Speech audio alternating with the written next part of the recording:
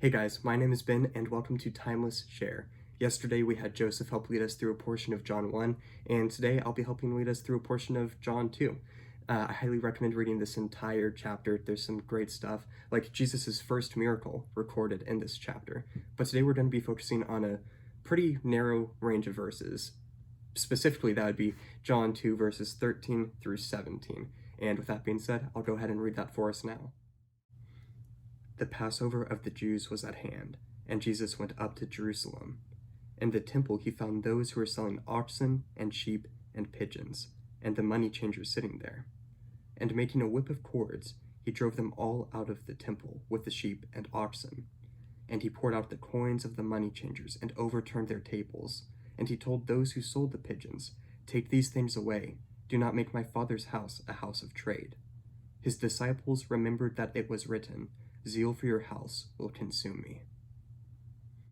To give you guys some context, Jesus had come down to celebrate or remember Passover, which was a yearly celebration that took place to remember what had occurred centuries earlier in Egypt.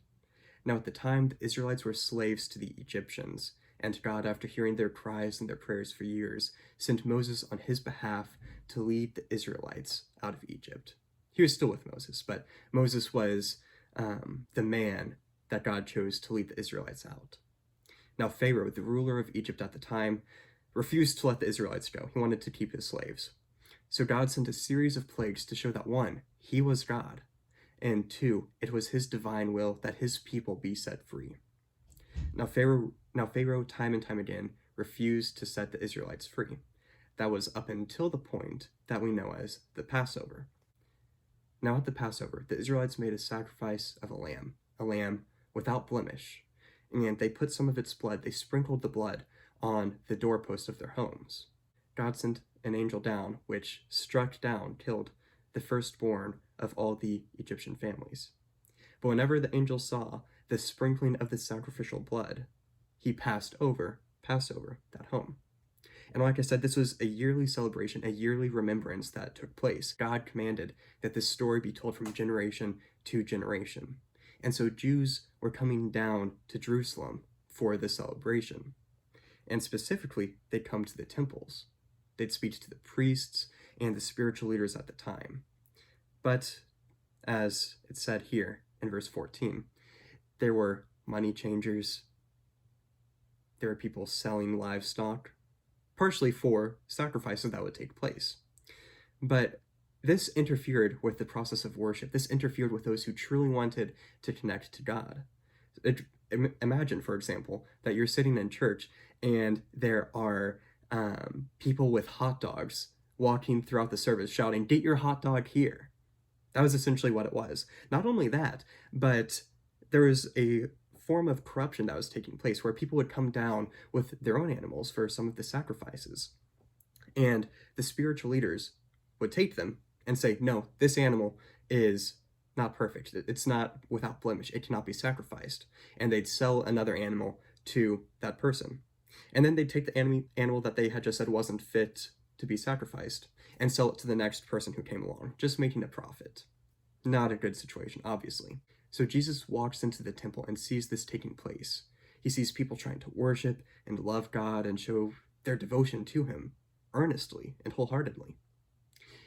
And in the middle of all that, there are people walking about with animals, trying to sell them to anybody and everybody. So what does he do? He cleanses out the temple. He drives them out, both the livestock that's in there and the people who are trying to sell it, and overturns their tables. Now this can show us a couple things. One, it can kind of give us an example to follow. Jesus walks into this temple, this holy place, and sees corruption in it. And he's done with it. He throws it out. What we can learn from this is that we as Christians, when we go into our churches, we need to beware of corruption that may be creeping up. And maybe that doesn't mean overturning tables, but we should talk about that. Speak with some of the elders and say, is this really honoring God, or is this honoring man? Is this benefiting us somehow when it should be honoring God? And that's something also to look out for if you're visiting new churches. Personally, I'm going off to college, and when I'm visiting new churches trying to find a new one, I'm going to look out for, is this serving man or is this serving God? And I encourage you, who may be experiencing that to do the same. The second thing that this shows us is kind of what Jesus does in us and what we need to allow him to do. 1 Corinthians 3 verse 16 says this, "Do you not know that you are God's temple and that God's Spirit dwells in you?" When we become Christians and when we make Jesus the Lord of our life, Jesus comes into our life, comes into us, and cleanses that sin. The same way he cleansed the unrighteousness and evil out of that temple, he cleanses the unrighteousness and evil out of our spirit.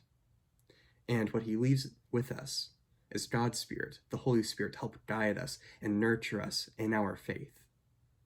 Now, not only do we need to let him do that and be open to God coming in and taking all of the sin out of our life, but we also need to be aware of what we bring into this temple. We're called to die to ourselves daily, die to our desires daily, and to follow Christ. We need to do our best, even once we've become a Christian, to put aside our past ways, these ways of unrighteousness, and follow Christ. At times it will happen. We all sin. We still sin.